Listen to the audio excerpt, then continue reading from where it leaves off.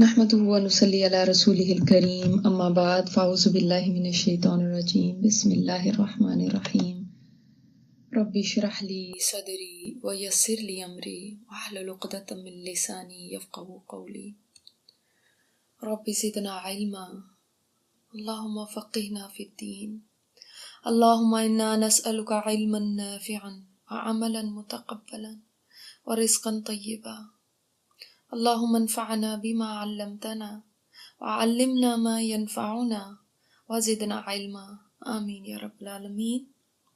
دیکھتے ہیں اس سورت کو،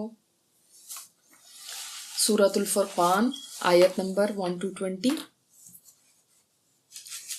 مختصر سی سورت ہے، بہت لمبی نہیں ہے، صرف 77 اس کی آیات ہیں اور 6 رکوعات پہ مشتمل ہے۔ بسم اللہ الرحمن الرحیم۔ تبارک الذی، بہت بابرکت ہے وہ ذات۔ تبارک کا لفظ برکہ سے ہے۔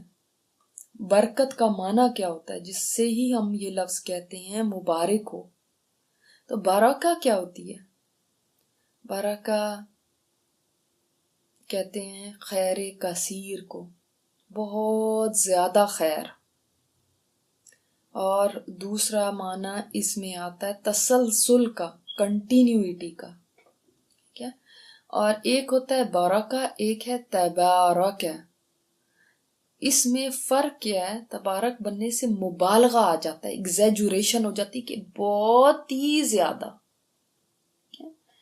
اللہ تعالی سورس ہے، اس کی طرف سے آتی ہے خیر کثیر، ٹھیک ہے؟ وہ ہے ہی بابرکت ذات، وہ ذات اتنی بابرکت ہے، یعنی اس کی طرف سے ساری خیر ملتی ہے، وہ انتہائی خیر والا ہے، بہت زیادہ خیر کا حامل ہے،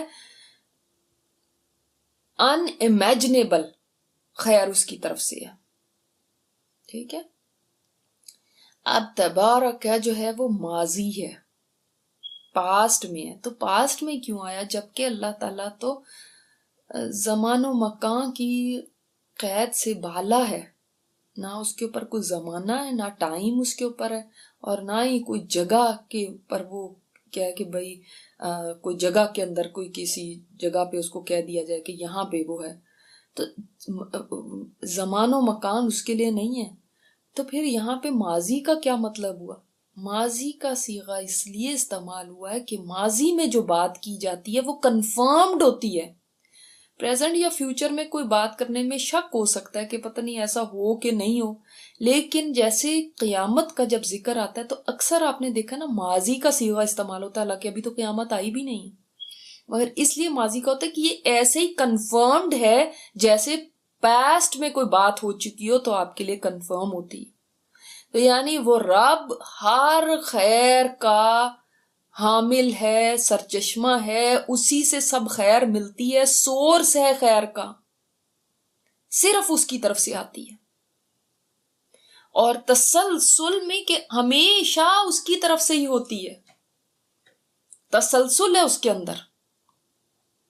اب یہ اندازہ کریں کہ اس کے باوجود لوگ اللہ کو چھوڑ کر دوسری جگہوں پہ جا کے وہاں سے خیر مانگتے ہیں، ہاں، جبکہ اللہ تعالیٰ ہے ہی تبارک۔ جیسے ہم بولتے ہیں نا تبارک اللہ، تو اس کا معنی کیا ہوتا ہے؟ جب ہم کسی کو کہتے ہیں بھی ہیں تبارک اللہ، یعنی اللہ کی ساتھ، نہیں، اللہ نے تمہیں یہ خیر دی ہے نا، ساری خیر تو اسی کے پاس سے آتی ہے۔ ایک ہم بارک اللہ کہتے ہیں، اب اللہ تعالیٰ آپ کو برکت دے سی، لیکن ایک ہم تبارک اللہ بھی کہتے ہیں کہ ساری خیر کا سر چشمہ ہے وہ، وہیں سے تو ساری خیر ملتی ہے، وہ تو یعنی ساری خیر اس کے پاس ہے۔ تو یہ بھی یعنی جو خیر ملی ہے وہ تمہیں اسی کی طرف سے ملی ہے، اس کی ایک طرح سے تعریف ہوتی ہے، جیسے ہم سبحان اللہ کہتے ہیں، اسی طرح تبارک اللہ میں بھی اس کی ایک تعریف ہے کہ وہ بڑا ہی بابرکت ہے۔ اللہ تعالیٰ نے یہ لفظ لا کے اپنی نعمتوں کو ظاہر کیا کہ وہ جتنی تمہیں نعمتیں ملتی ہیں، جتنی تمہیں خیر ملتی ہے، وہ اسی کی طرف سے مل رہی ہے۔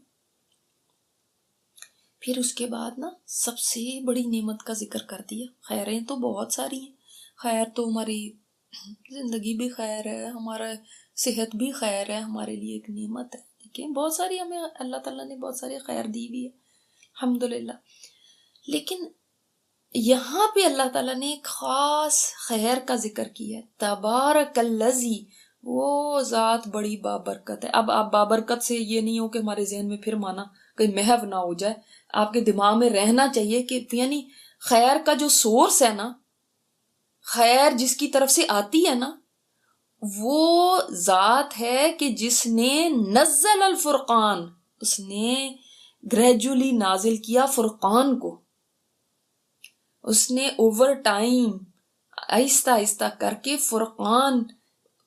فرقان دے دیا تمہیں۔ یعنی فرقان دینے سے کیا فائدہ ہوگا کہ انسان کو حق اور باطل کی پہچان کرا دی اس دنیا میں۔ اور دیکھیں یہاں پہ اور کسی نعمت کا ذکر پہلے نہیں کیا گیا، اس نعمت کا ذکر کیا گیا جو بہت بڑی نعمت ہے۔ پتہ نہیں شاید ہم تو اتنا نہیں سمجھتے، ہمارے لیے تو اور نعمتیں ہیں جو بہت بڑی ہیں۔ قرآن تو ہماری شاید لسٹ میں کہیں آتا تو ہے لیکن شاید کہیں نیچے آتا ہو، اس سے پہلے بہت ساری نعمتیں اور ہیں جن کو ہم کاؤنٹ کرتے ہیں، اس کے بعد کہہ دیتے ہیں ہاں قرآن بھی ایک نعمت ہے، مگر اتنا دل کنونسڈ نہیں ہوتا اس بات پہ۔ مگر جب اللہ کے کلام کو پڑھیں تو پتہ چلتا ہے کہ اللہ تعالیٰ نے اپنی برکتوں میں سے سب سے ایک بڑی برکت کا ذکر کیا ہے۔ وہ برکت والی ذات ہے جس نے تمہارے لیے یہ بڑی برکت ہے جو نازل کی کہ تمہیں حق اور باطل کی پہچان اس دنیا میں کرا دی۔ اس فرقان سے کہ یہی ہوگا جس کے ذریعے آخرت میں بھی فیصلے کیے جائیں گے۔ اگر تمہارے اعمال اس کے مطابق ہوئے تو بچ سکو گے، ٹھیک ہے؟ تو یہ کیونکہ راستہ دکھا دیتا ہے نا، دیکھیں جو بتا دیتا ہے کہ بھئی دیکھو یہ برائی ہے، یہ بھلائی ہے، یہ سچ ہے، یہ جھوٹ ہے، یہ نیکی ہے، یہ گناہ ہے، یعنی سب چیزیں کلیئر بتا رہا ہے، فرق کر کر کے دکھا رہا ہے، ڈسٹنگوش کر رہا ہے، اس کے اندر اس کے اندر اس کے اندر اس کے اندر دو چیزیں بتاتا جا رہا ہے ہمیں۔ اب ہم دیکھیں اب الحمدللہ آج 18واں پارہ مکمل کر رہے ہیں، کتنا کچھ اس نے ہمیں پہچان کرا دی، کتنی کنفیوژنس ہماری اس قرآن نے دور کر دی، اس لیے کہ یہ فرقان ہے، اس نے فرق بتایا ہمیں، ٹھیک ہے؟ اور اگر ہمیں آئندہ بھی کبھی بھی زندگی میں کہیں کنفیوژن ہوتی ہے، بھئی یہ بات کرنی چاہیے یا نہیں کرنی چاہیے، یہ کام کرنا چاہیے یا نہیں ہونا چاہیے، چاہے انسانوں کے ساتھ معاملہ ہے، چاہے اللہ کے حقوق ادا کرنے میں کوئی معاملہ ہے، یا کہیں پہ بھی کوئی آپ کا معاملہ آتا ہے، آپ رہنمائی پھر کہاں سے لیں گے؟ فرقان سے۔ یہ آپ کو بتا دے گا ہاں یہ بات جائز ہے کہ ناجائز ہے، کرنا صحیح ہے کہ نہیں صحیح ہے، یہ بتائے گا، ٹھیک ہے؟ تو پھر یہ اس سے تو ہمیں دیکھیں راستہ پتہ چل جاتا ہے، یہ تو ہمارے لیے پھر کتنی بڑی نعمت ہے۔ ہاں ہمیں اللہ تعالیٰ نے ہماری اپنی عقلوں پہ نہیں چھوڑ دیا کہ ٹھیک ہے تم خود ہی جانو کہ بھئی کیا ہے، میں نے تمہیں عقل دے دی ہے بس خود ہی تم فیصلہ کرو، دیکھ لو خود ہی۔ نہیں، اس نے ہمیں گائیڈ کرنے کے لیے عقل تو دی ہے، لیکن اس نے ہماری گائیڈنس کے لیے ہمارے پر یہ مہربانی کر دی کہ یہ ساری چیزیں اس میں بتا دی ہمیں، نہ ہماری عقلوں میں تو نہیں اتنی باتیں بھی آنی تھی، ٹھیک ہے؟ اور پھر ایسے ہی یہ کتاب لے کے تو کسی پہاڑ پہ نہیں رکھ دی گئی، فرقان کو کسی پہاڑ پہ رکھ دیا گیا کہ بھئی وہاں سے جا کے لے لو، نہیں، اعلیٰ عبدی ہی نازل کیا اپنے بندے پہ، پہاڑ پہ نہیں نازل کر دیا، اپنے بندے پہ نازل کیا۔ یہاں پہ عبد سے مراد کون ہے؟ نبی صلی اللہ علیہ وسلم۔ اب دیکھیں یہ کسی کی بڑی شان ہے کہ اللہ تعالیٰ اس کو اپنا عبد کہہ دے، یہ مخلوق میں سے جس کو وہ اپنا عبد کہہ دے نا، یہ تو بڑی بڑی بات ہے۔ اور اللہ تعالیٰ کے آگے عبد بن کے رہنا ہی مقام کی بلندی ہے، یہ اونچا مقام ہے اس کے آگے کہ کوئی عبد بن جائے اللہ کا، یعنی اللہ کے آگے سبمٹ کرنے والا، عاجزی اختیار کرنے والا، جھکا ہوا۔ عبد کہتے ہیں سلیو کو، اپنے سلیو پہ تو اللہ تعالیٰ نے یہاں پہ ہی نہیں اور بھی جگہ پہ قرآن کریم میں آپ صلی اللہ علیہ وسلم کو عبد کہہ کے پکارا ہے، اور اس میں آپ کی کوئی شان میں کمی نہیں ہے، بلکہ اللہ کے آگے تو عبد ہونا بہت بڑی شان ہے، کہ کوئی اللہ کے آگے جھکا ہوا ہو، اس کے آگے عاجزی کرنے والا ہو۔ جو اللہ کا عبد بن کے رہتا ہے، جو اس کے آگے جھکتا ہے، اپنے آپ کو ذلیل کر دیتا ہے، اللہ اس کو بلند کرتا ہے۔ تو اللہ کے آگے تو جتنا زیادہ کوئی جھکا ہوگا نا، اتنی ہی اس کی شان بلند ہوگی۔ یہ ایک واحد وہ در ہے کہ جس کے اوپر آپ نے بس جھکتے ہی جانا ہے، جھکتے ہی جانا ہے، سبمٹ ہی کرنا ہے، سار نہیں اٹھانا۔ تو پھر دیکھو اللہ تعالیٰ کیسے بلند کرے گا۔ بڑائی یہاں پہ جھکنا ہے، اکڑنا نہیں ہے۔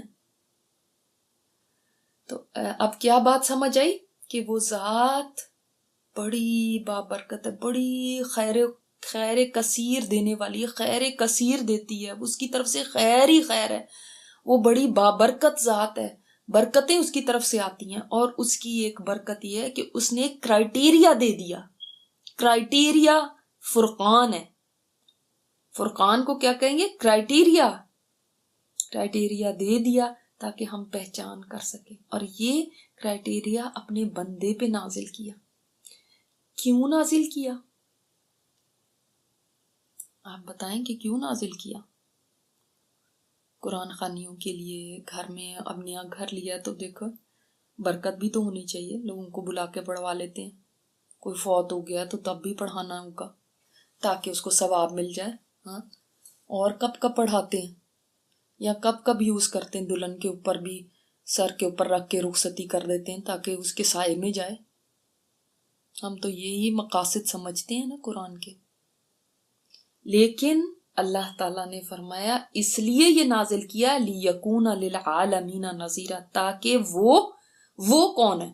ایک معنی ہے قرآن، یہ قرآن اللہ نے اس لیے نازل کیا تاکہ وہ جہان والوں کو خبردار کر دے، نذیر، وارن کر دے، وارننگ دے دے، ان کو سب کو بتا دے کہ آگے کیا ہے، تاکہ اس کے مطابق لوگ اپنی تیاری کر لیں۔ اور یہ بھی اللہ تعالیٰ کی طرف سے کتنی بڑی خیر ہے، وہ خیر کثیر کا حامل ہے نا، کتنی بڑی آپ سوچیں خیر ہے کہ اس نے ہمیں اس دنیا میں بتا دیا کہ دیکھو یہ ہے، یہ ہے، یہ ہے۔ آگے آپ پڑھیں گے بھی، اگر جہنم کا بھی ذکر بتایا ہے قرآن کریم میں، بعض لوگ اسے بڑا یعنی اچھا نہیں سمجھتے اور اس کو نا بڑا کرٹیسائز بھی کرتے ہیں، کیوں قرآن میں ایسی باتیں اور ایسے ہی بتایا ہوا ہے۔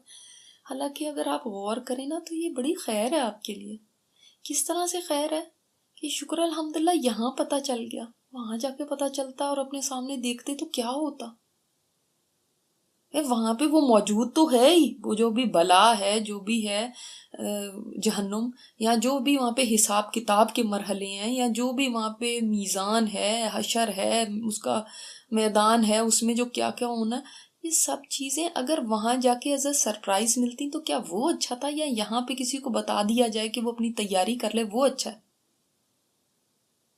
دیکھیں آگے کسی کو یہ مثال کے طور پہ بتایا جائے کہ بھائی آگے بارڈر ہے، اس کے اوپر بڑی چیکنگ ہوتی ہے، بڑی سخت انہوں نے چیکنگ رکھی ہوئی ہے، تو بھئی یہ چیزیں مت لے کر جانا ورنہ بڑی وہاں پہ مشکل ہوگی، تو آپ اس کو شکریہ کرتی ہیں یا پھر آپ غصہ کرتی ہیں کہ یہ کیا بات ہوئی، اس نے مجھے وہاں پہ سختی کی باتیں بتا دی ہیں اور ایسے بتا دی ہیں اور کہہ رہی ہیں یہ چیزیں نہ لے کے جانا؟ ہاں، شکریہ کرتے ہیں نا ان کا، یہ شکر ہے آپ نے ہمیں بتا دیا، بھائی میں ایسے ہی کوئی ایسی چیز نہ رکھ لیتی کہ وہاں پہ ٹربل ہوتی، تو آپ تو بڑے ہی اس کا شکریہ ادا کرتے ہیں۔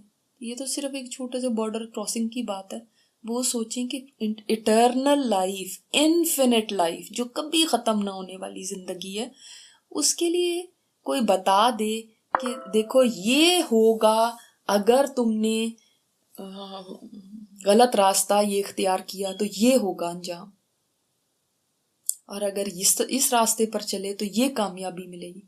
تو اس میں خیر ہے کہ اس کے اندر کوئی برا ماننے والی ضرورت ہے اور اپنے لیے برا سمجھنے کی ضرورت ہے؟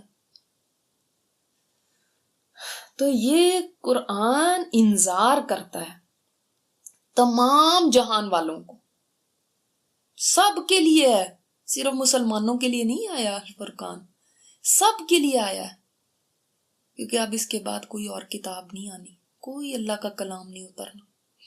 دوسرا معنی ہے لیکونا کا کیا ہے؟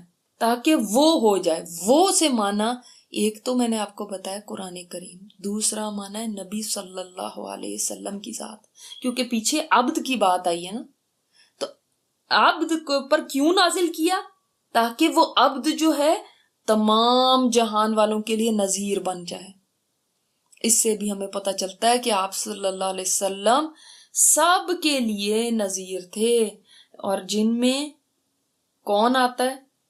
اصل میں تو جن و انس مراد ہیں، کیونکہ وہی مکلف مخلوق ہے، باقی تو مکلف ہے ہی نہیں. یعنی ان سے تو حساب کتاب اس طرح سے چیزوں کے پوچھنے کا ہے ہی نہیں ہے. حساب کتاب تو ہوگا سب کا، لیکن جنت جہنم تھوڑی ہے ان کے لیے، جن اور انس کے لیے. اور ہمیں ایک بعض احادیث سے پتہ بھی چلتا ہے کہ آپ صلی اللہ علیہ وسلم نے جو جنوں میں بھی تبلیغ کی تھی، اور کیسے جن بھی آپ صلی اللہ علیہ وسلم سے قرآن سن کے اور مسلمان ہو گئے تھے.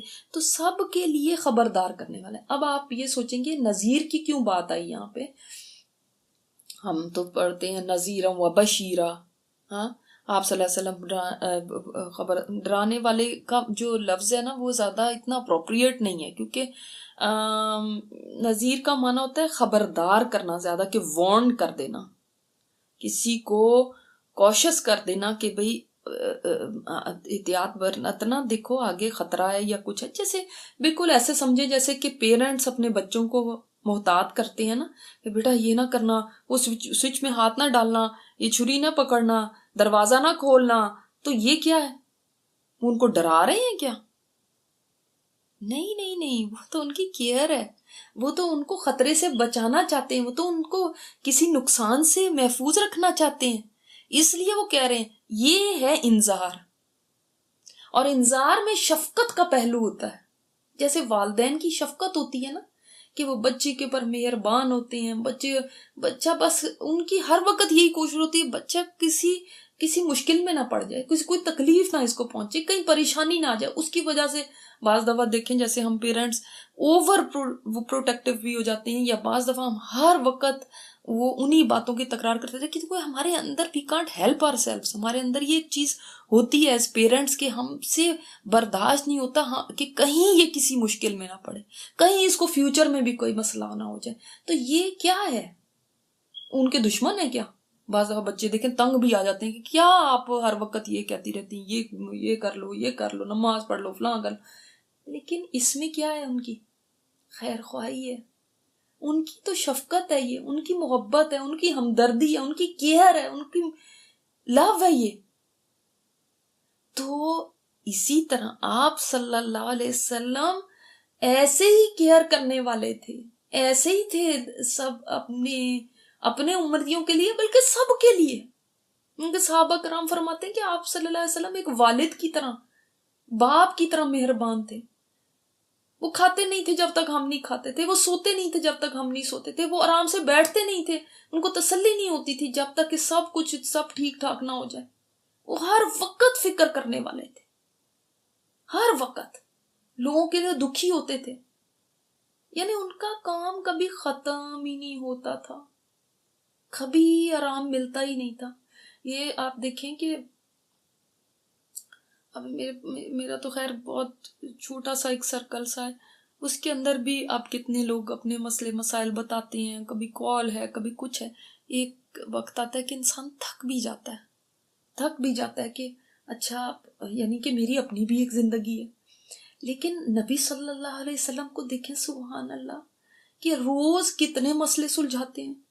روز کوئی نہ کوئی مسئلہ، آج اس کا مسئلہ آ گیا، آج اس کا مسئلہ آ گیا، آج یہ مسئلہ آ گیا، آج وہ مسئلہ، کبھی کافروں کی طرف سے، کبھی مسلمانوں کے اپنے اندر کوئی ایسے کسی پرابلم میں پھنس گئے ہیں، کبھی کوئی کسی کو تکلیف ہے، کبھی کوئی دنیا سے چلا گیا ہے، کبھی کسی کے اوپر ٹارچر ہو رہا ہے، کبھی کوئی جنگ کے لیے آ گیا ہے، کبھی کچھ ہو رہا ہے تو کبھی کچھ ہو رہا ہے. روزانہ نئے مسئلے.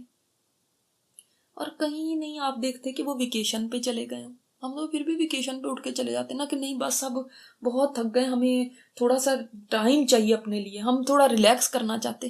لیکن نبی صلی اللہ علیہ وسلم، ان کی کون سی ویکیشن تھی؟ کہیں سیرت میں آپ نے پڑھا کہ وہ ویکیشن پہ نکل گئے کہ نہیں، I need time for my self. اب بس بہت، اب میرے اوپر اتنا پریشر ڈال دیا، میں اتنے دن سے یہ سارا سالو کر رہا ہوں، میں کچھ، مجھے بھی تو آرام چاہیے. ان کی زندگی میں آرام نہیں تھا، بس فکر تھی سب کے لیے. اور سبحان اللہ سب سے بڑی بات یہ کہ صرف مسلمانوں کے لیے فکر نہیں تھی، سب کے لیے فکر مند تھے، پوری انسانیت کے لیے فکر مند تھے، پوری انسانیت کے لیے. اسی لیے بتا رہے ہیں وہ آگے سے ریجیکٹ کر رہے ہیں، وہ آگے سے برا بلا کر رہے ہیں، کہیں ابو جہل ہے، کہیں ابو لہب ہے. ابو جہل کے لیے دعائیں کر رہے ہیں کہ اللہ اس کو اسلام دے دے. ہم سے تو کوئی برا کر لے اس کے لیے یقین کریں دعا بھی نہیں نکلتی دل سے کہ اس کو کوئی تو بھلائی ملے ہی نہ، ایسے ہی یہ مرے، ایسے ہوتا ہے نا، دعا بھی نہیں نکلتے. لیکن نبی صلی اللہ علیہ وسلم کا دل کیسا تھا؟ حقی رحمت للعالمین تھے کہ اتنی زیادہ فکر کرنے والے تھے ان کی بھی کہ یہ بھی ایمان لے آئے. حتیٰ کہ ابو جہل نے کہہ دیا بس کرو، ہم کہہ دیں گے تمہارے خدا کو کہ تم نے ہم تک پہنچا دیا تھا، مت ہمیں سنایا کرو. یعنی ہی گاٹ فیڈ اپ. لیکن آپ صلی اللہ علیہ وسلم بالکل، جب آپ ایز پیرنٹ سوچتے ہیں نا تو سمجھ لیں وہ چیز آپ صلی اللہ علیہ وسلم میں ساری انسانیت کے لیے تھی. ہم جیسے تڑپتے ہیں اپنے بچوں کے لیے، تڑپتے ہیں ان کی نیکی کے لیے، تڑپتے ہیں ان کے دین کے لیے، اس کے لیے کہ وہ کچھ کر لیں اور کچھ اپنے آخرت کو سنوار لیں، کہیں کوئی دین کا کوئی فرض ان سے نہ رہ جائے، کہیں دین کے معاملے میں پیچھے نہ رہ جائے. دیکھیں ہم کتنا، مگر ہماری لمیٹڈ ہے. ان کی سب کے لیے اتنی فکر ہے کہ بستر مرگ پہ بھی ہیں. تو سبحان اللہ کہ یعنی فاطمہ رضی اللہ تعالیٰ آتی ہیں ملنے کے لیے تو دیکھتی ہیں کہ باغ کے ارد گرد ابھی بھی لوگ جمع ہیں، اور آپ صلی اللہ علیہ وسلم ان سے بات کر رہے ہیں، ان کو ہدایات دے رہے ہیں، ان کے لیے دعائیں کر رہے ہیں. اور حالت یہ ہے کہ بخار اتنا زیادہ ہے کہ کہیں 20-25 لوگوں کو جتنا بخار ہوتا ہے اتنا اکیلے نبی صلی اللہ علیہ وسلم کو رہا تھا، کیونکہ آپ کی تکلیف بھی زیادہ ہوتی تھی آپ کو باقی لوگوں سے، اور سر انتہائی یعنی تکلیف میں دکھ رہا ہے. اور آپ سوچیں کہ یہ کوئی عام مرض نہیں تھا، مرض الموت تھا. یہ آپ صلی اللہ علیہ وسلم کی وفات سے ایک دن پہلے کی بات ہے. پھر بھی یہ فکر ہے کہ ان لوگوں کو بتا جاؤں، میرے پاس کوئی لے آؤ کوئی لکھنے کے لیے کہ میں تمہیں کچھ لکھوا دوں. یہ یعنی کہ تم اس کے بعد مطلب ٹھیک رہو. نہیں، کتنی فکر، اتنی پریشانی اس امت کے لیے، اتنی پریشانی انسانوں کے لیے.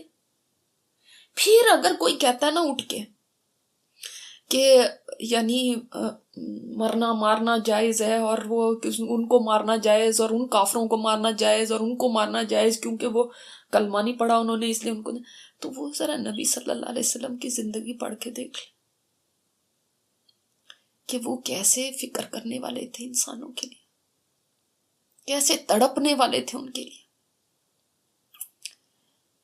فاطمہ رضی اللہ تعالیٰ عنہ جب یہ دیکھتی ہیں تو وہ پکار اٹھتی ہیں کہ میرے باپ کو اتنی تکلیف ہے. تو فرمایا آج کے بعد پھر تمہارے باپ کو کبھی نہیں تکلیف ہوگی. لیکن یہ بس یہ یہاں کے لیے ہی ہے، دنیا کے لیے. جتنی دیر یہاں پہ رہے اس زندگی میں، اس دنیا میں، کام میں لگے رہے اپنے. ان کا کام دن رات کا یہ تھا کہ یہ لوگ کسی طرح بچ جائیں آگ سے، آخرت میں ان کو نہ کچھ نقصان اٹھانا پڑے. ایسا شفیق اور مہربان آپ کہاں سے لے کر آئیں گے؟ کسی کے والدین بھی اتنے شفیق مہربان نہیں ہو سکتے کہ راتوں کو اٹھ کے اور کھڑے رہیں اور اپنے اولاد کے لیے ایسے دعائیں مانگتے رہیں کہ رو رہے ہیں اور کہہ رہے ہیں اللہ میری اولاد، اللہ میری اولاد، جیسے آپ صلی اللہ علیہ وسلم اپنی امت کے لیے روئے.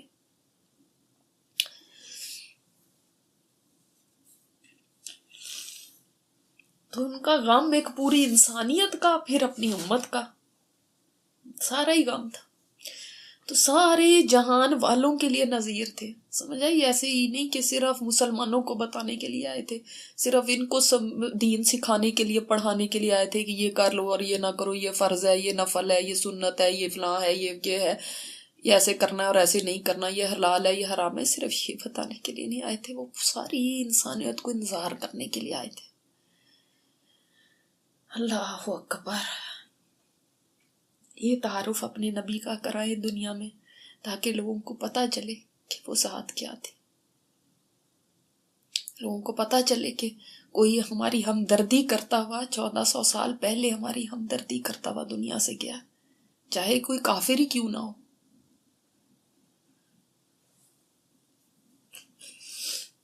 الذی لہ ملک السماوات والارض،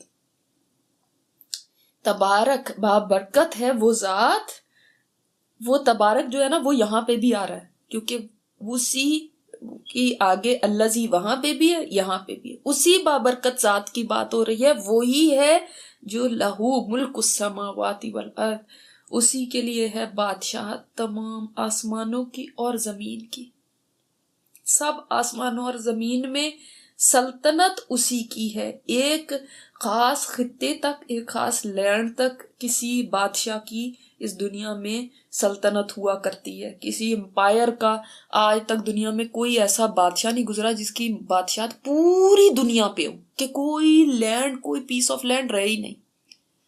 آپ تو جن بادشاہوں کو دیکھتے ہیں وہ تو چھوٹے چھوٹے بادشاہ ہوتے ہیں نا، اللہ تعالیٰ وہ بادشاہ ہے جس کا زمین اور آسمانوں میں جس کی بادشاہت ہے، اور صرف بادشاہت کا مطلب یہ نہیں کہ ہاں وہ مالک ہے بس ان کا، بلکہ ٹوٹل کنٹرول میں ہے، ان کو ٹوٹل کنٹرول کرتا ہے، ان کو پر غالب ہے۔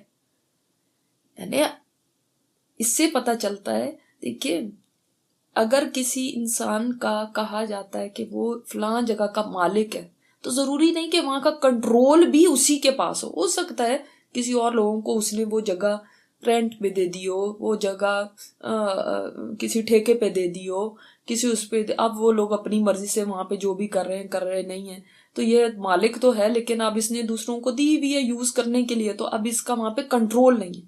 مگر اللہ تعالیٰ مالک بھی ہے، اس کا ٹوٹل کنٹرول بھی ہے۔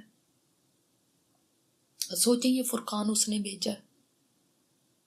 آپ کو کوئی کہہ دینا کہ یہاں کے صدر نے آپ کے لیے لیٹر بھیجا ہے، مثال کے طور پہ ہماری میل میں پڑا ہو ایک لیٹر کوئی صدر کی طرف سے، یا سوچے امام کعبہ کی طرف سے، جو بھی آپ کے ذہن کے اندر کوئی آتا ہے، یا سعودی عرب کے بادشاہ کی طرف سے، یا تو خوشی کی انتہا نہیں رہے گی کہ ہائے ہائے اس نے ہمارے لیے لیٹر بھیج دیا۔ آپ کو پتہ ہے جو کوئی دین کی طرف ہوتے ہیں لوگ، ان کو یہ ہوتا ہے کہ امام کعبہ نے ہمارے لیے، سدیس نے مثلاً ہمارے لیے لیٹر بھیج دیا۔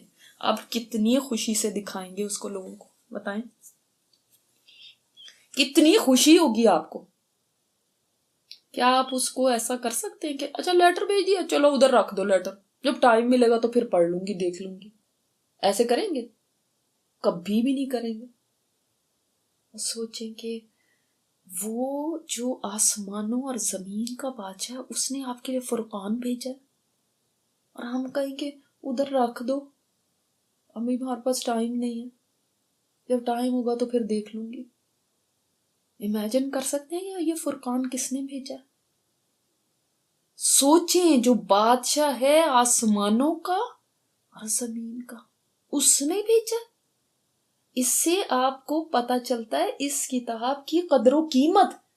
دیکھیں کوئی بھی چیز کی ویلیو اس چیز سے ہوتی ہے کہ بھیجنے والا کون ہے، کس نے بھیجی ہے، کس کی طرف سے آئی ہے۔ یہ کوئی عام کسی بندے کی طرف سے نہیں آئی،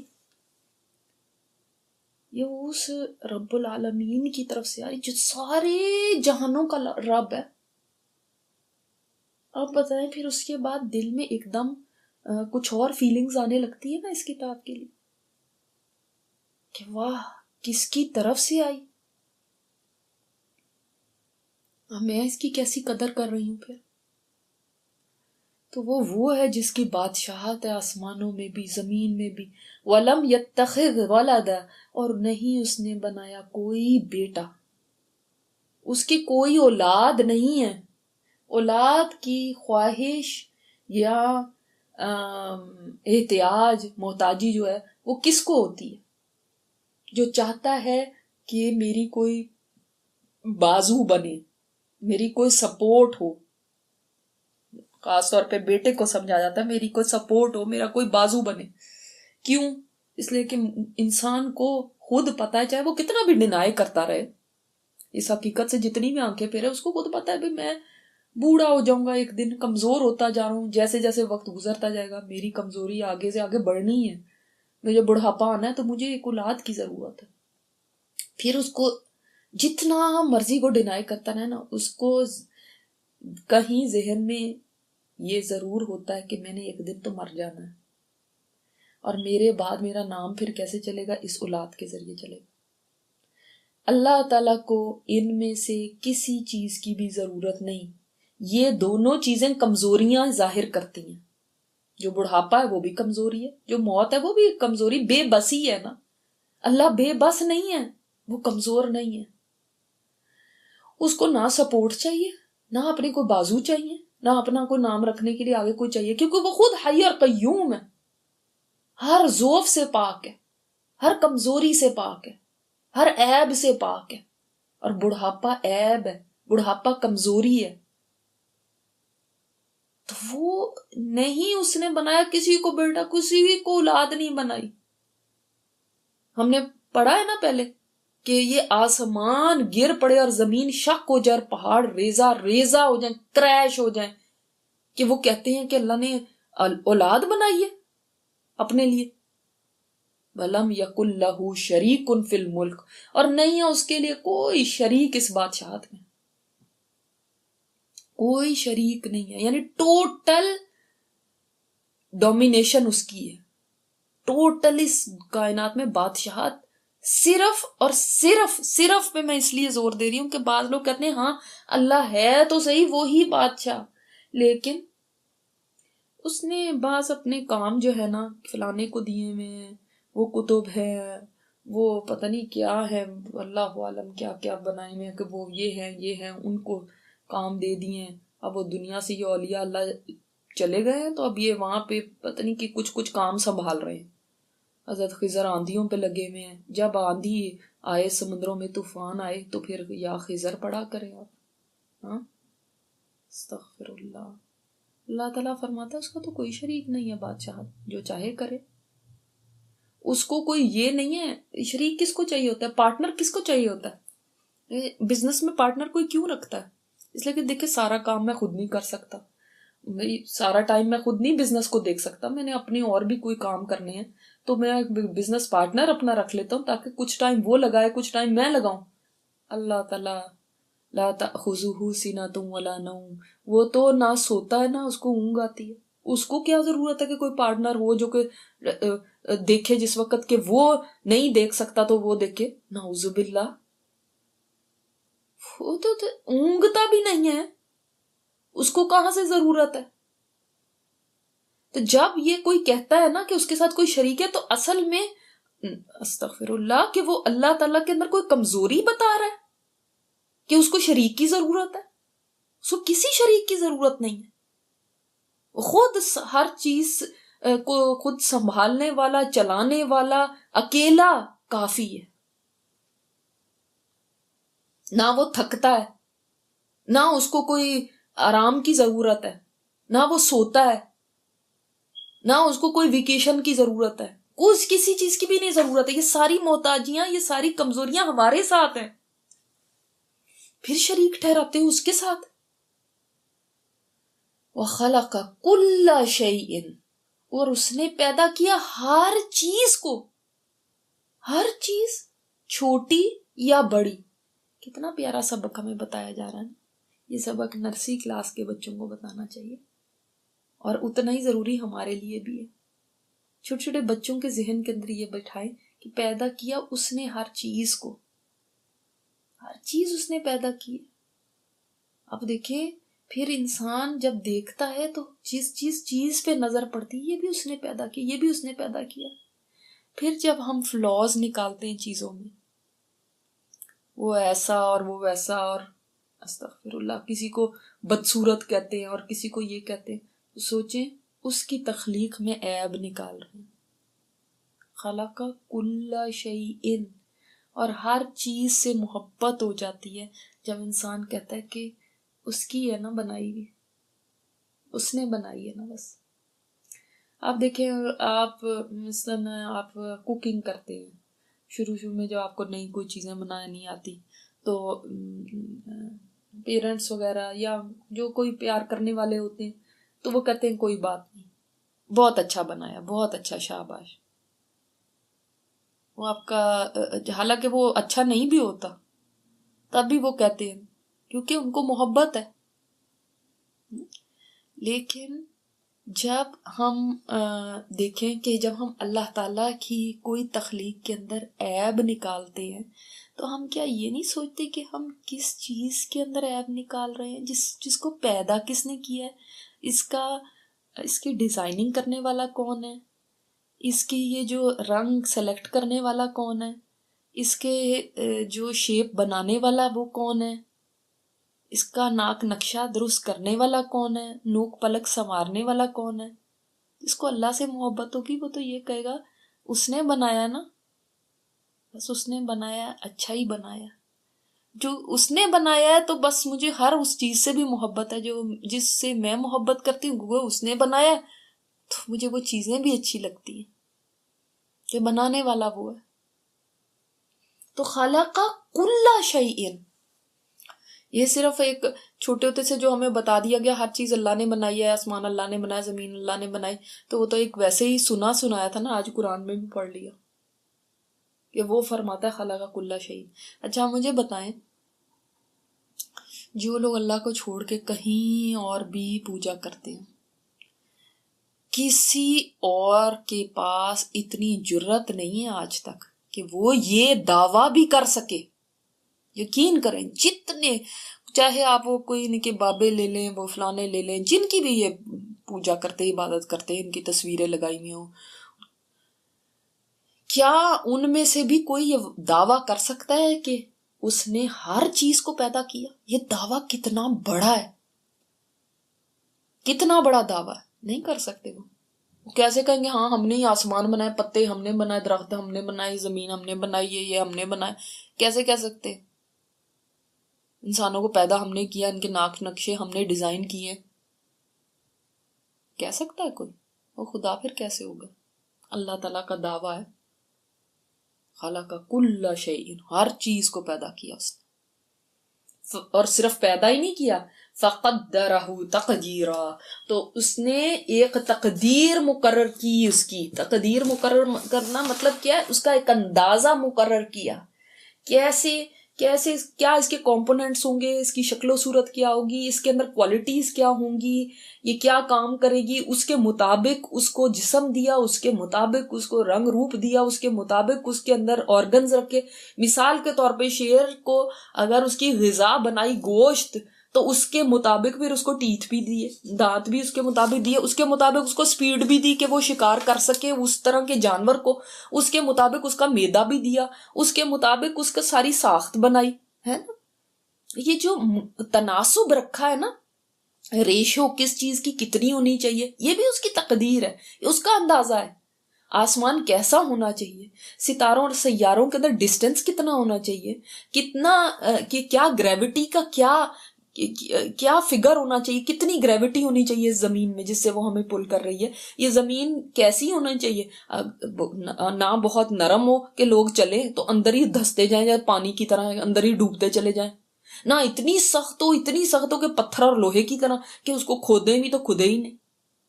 یہ کس نے اندازہ رکھا کہ یہ ایسی ہونی چاہیے؟ ہاں،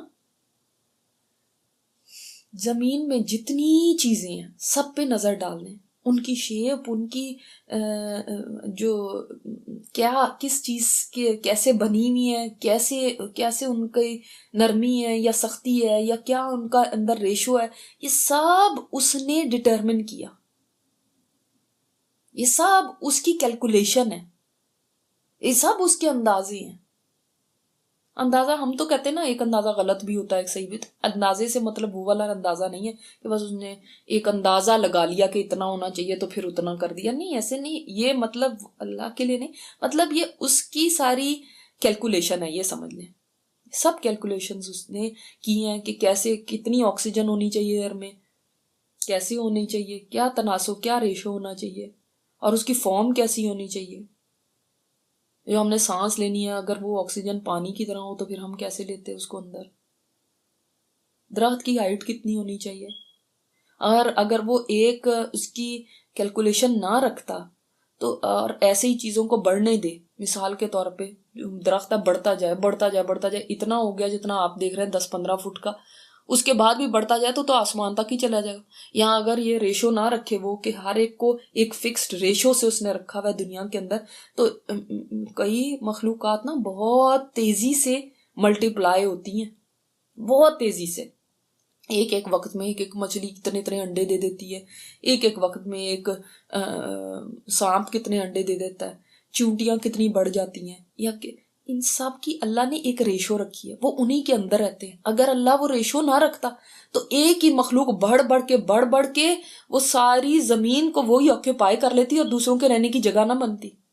لیکن اللہ نے سب کا تناسب رکھا، یہ اتنے ہی رہے گی بس. اس کے اندر اس کو وہ کون کنٹرول کر رہا ہے؟ اس چیز کو کون کنٹرول کر رہا ہے کہ یہ درخت اس سے زیادہ نہیں بڑھے گا؟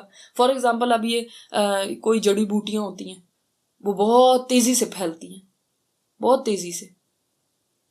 اگر وہ پھیلنے لگتی اسی طرح تو ساری زمین پہ وہی ہو جاتی، پھر تو چھٹکارا ہی نہ ملتا. تو اس لیے یہ اس چیز کو کنٹرول کرنا بھی اللہ کا کام ہے. ان کو بنایا بھی ایک ریشو کے ساتھ، ایک کیلکولیشن کے ساتھ، ایک اپنے اندازے کے ساتھ. ان کی ڈیزائننگ بھی اس نے ہی کی، ان کی ایگزیکٹ ہے. فقدرہ و تقدیرہ کا مطلب کیا؟ تقدیر مقرر کر دی. تقدیر مقرر کرنا کہ جب آپ ان کو دیکھو گے تو اتنی پرفیکٹلی مینوفیکچرڈ ہے، پرفیکٹ ان کی جو سٹائل ہے، ان کی جو ڈیزائننگ ہے، ان کی جو ان کا ریشو ہے جیسا ہونا چاہیے ایگزیکٹ ویسا ہے. یا پروپورشن جتنی ہونی چاہیے ویسے ہے. لیکن جیسے مثال کے طور پہ انسان ہے، انسان کی ناک بھی اسی طرح بڑھنے لگتی ہے جیسے اس کا قد بڑھ رہا ہے. تو کیا حال ہوتا؟ ناک آگے کو جا رہی ہے، قد اوپر جا رہا ہے، کیا حال ہوتا ہے انسان کا؟ تو یہ سارا انتظام کون یہ چلا رہا ہے کہ بھئی اس کو اتنا بڑھنا ہے، اس کو اتنا ہونا ہے، یہ اس سے زیادہ آگے نہ جائے. سورج چاند کا ایک ڈسٹینس رکھا اور ایک سپیڈ رکھی، کس نے ڈٹرمن کی؟ یہ کون یہ کر رہا تھا اندازے کے بھی اتنی ہونی چاہیے اتنی ہونی چاہیے؟ نہ میں نہ آپ نہ کوئی سائنسدان. یہ کس نے کی؟ پھر اس کی شیپ کیسی ہونی چاہیے، کلر کیسا ہونا چاہیے، کس کی زندگی کتنی ہونی چاہیے، کس کو موت کب آنی چاہیے، اب کس کو دنیا سے جانا ہے، کس کو نئے کو آنا ہے.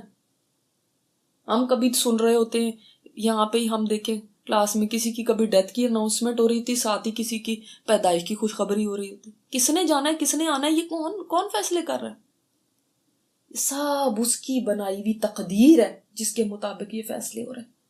سبحان اللہ، اللہ اکبر. واتخذوا من دونه آلہہ، یہ پھر بھی اس کے ساتھ کچھ الہ بناتے ہیں ایسے رب کے ساتھ. یہ کتنی زبردست آیت ہے جو نمبر 2 آیت ہے.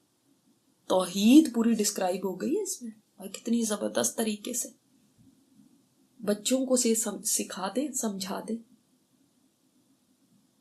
شرک کی نفی ہو گئی اور کیسے توحید اس کے اندر خوبصورتی سے بیان ہوئی ہے.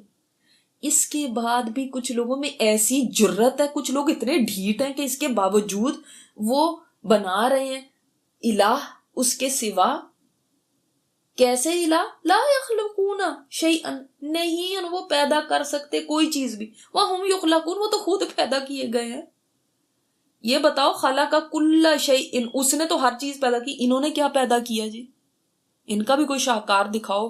کوئی کتا انہوں نے بنایا، کوئی بلی انہوں نے بنائی، کوئی انسان انہوں نے بنایا. یہ اپنا بتائیں کہ بھئی یہ ہمارا کارنامہ ہے جی، ہم نے دیکھے یہ بنایا. انسانوں نے جو ڈسکوریز کی ہیں وہ تو اللہ تعالیٰ نے پہلے سے بنائی ہوئی چیز. اب یہ جی مچھلی مل گئی ہے، یہ ایسی مل گئی، وہ تو اللہ نے بنائی ہوئی ہیں، ان کو ڈسکور کر لیا. کوئی انوینشنز جو ہیں انسان نے کی، کوئی ٹیلی فون بنا دیا، کوئی کمپیوٹر بنا دیا، ٹیلی فون بنا دیے، یہ وہ چیزیں بنا دی. تو یہ ساری چیزیں کیا ہیں؟ یہ تو نان لیونگ تھنگز ہیں. وہی اللہ کی دی ہوئی مٹیریلز کو جوڑ توڑ کے اور ان کو اکٹھا کر لیا. یہ تو کوئی تخلیق نہیں ہے. بتاؤ انہوں نے کون سی تخلیق کی ہے؟ زمین میں بیج ڈالتے ہیں، اس کے بعد محتاج ہے اللہ کے کہ وہ نکالے یا نہ نکالے اس میں سے پودے کو. ہاں تو انہوں نے کون سا پودا اگا دیا، کون سا انہوں نے نیا ایک کہا کہ ہم نے ایک یہ بنایا درخت، ہم نے ایک یہ بنائی ہے کوئی چیز، یہ ستارہ ہم نے بنایا، یہ سیارہ ہم نے بنایا، چاند ہم نے ایک اور بنا دیا، ایک سورج اور بنا دیا. کچھ تو بنائیں. کیا بنایا انہوں نے؟ یہ تو خود تخلیق شدہ ہے. وہ کیا بنایا جو خود پیدا ہوا ہے. اور یاد رکھیں اللہ پیدا نہیں ہوا، اللہ پیدا نہیں ہوا، کیونکہ جو پیدا ہوتا ہے اس کو موت ہے. ہاں بس ہم یہ کہتے ہیں وہ ہمیشہ سے اور ہمیشہ کے لیے. وَلَا يَمْلِكُونَ لِأَنفُسِهِمْ ضَرًّا وَلَا نَفْعًا، اور نہ ہی وہ مالک ہو سکتے اپنے نفسوں کے کسی نقصان اور نہ کسی نفع کے. ایون سبحان اللہ، اللہ تعالیٰ نے تو قرآن کریم میں آپ صلی اللہ علیہ وسلم سے فرما دیا قُلْ لَا أَمْلِكُ لِنَفْسِي نَفْعًا وَلَا ضَرًّا، میں تو اپنے نفس کے لیے، اپنی جان کے لیے کسی نفع نقصان کا مالک ہی نہیں ہوں، الا ماشاء اللہ، مگر جو اللہ چاہے. جو اللہ چاہے وہی ہوتا ہے. یعنی آپ صلی اللہ علیہ وسلم سے آگے تو کوئی بھی نہیں ہے. انسانوں میں، جنوں میں، یا ساری مخلوق کے اندر آپ صلی اللہ علیہ وسلم سے بڑھ کے تو کوئی بھی نہیں ہے. جب آپ صلی اللہ علیہ وسلم یہ فرما رہے ہیں اور اللہ نے فرما دیا اے نبی آپ کہہ دیں یہ بات کہ اگر میں غیب جانتا ہوتا تو میں اپنے لیے خیر اکٹھی کر لیتا، میں تو کوئی بھی نفع نقصان کا مالک نہیں. تو اس کے بعد کوئی اور ذات ایسی آ سکتی؟ کون سی اولیاء اللہ ہیں جو آپ صلی اللہ علیہ وسلم سے بھی آگے بڑھ گئے ہیں؟ کون سی قبروں والے ہیں جو آپ صلی اللہ علیہ وسلم سے بھی زیادہ کوئی اختیار رکھتے ہیں؟ ہاں پھر یہ قرآن کیا ان کو بول کے بتاتا نہیں ہے کہ یہ نفع نقصان کا مالک کسی کو بھی سمجھنا، کسی سے بھی خیر اور شر کا سوچنا کہ یہاں سے مل سکتا ہے یا یہاں سے میں شر سے بچ سکتی ہوں، یہ کیسے ہو سکتا ہے؟ کیسے ہو سکتا ہے کہ کسی ملائکہ کو پھر سمجھنے کہ یہ بھی خدا ہو سکتے ہیں، کسی نبی کو خدا بنا لیں، یا پتھر آ گئے. ان کو تو بالکل ہی بے وقوفی کی بات ہے کہ پتھروں کو، درختوں کو، آگ کو، سانپ کو، ان کو، چوہے کو، ان کی پوجا شروع کر دیں. وہ تو بالکل ہی عقل سے پیدل بات ہے. یعنی اسفل السافلین، نیچوں سے بھی نیچے ہو گئے. جس کی بھی کوئی عبادت کرتا ہے وہ دیکھ لینا کہ یہ بھی تو کبھی پیدا ہوا تھا، کبھی بیبی تھا، کبھی بڑا ہوا. جب بیبی تھا تو محتاج تھا، پھر بڑا ہوا تھوڑا سا تب بھی محتاج تھا، اور اس سے پہلے بھی محتاج تھا جب ماں کے پیٹ میں تھا. یہ کدھر سے خدا ہو گئے؟ وَلَا يَمْلِكُونَ مَوْتًا وَلَا حَيَاتًا، اور نہیں وہ مالک ہو سکتے موت کے اور نہ زندگی کے. دیکھیں نہ وہ اپنی موت اور زندگی کے خود مالک تھے، نہ کسی اور کے ہو سکتے. ایون عیسیٰ علیہ السلام دیکھ لیں، وہ تو اپنی زندگی کے مالک نہیں تھے، اللہ نے جیسے پیدا کر دی ویسے ہی ہوئے.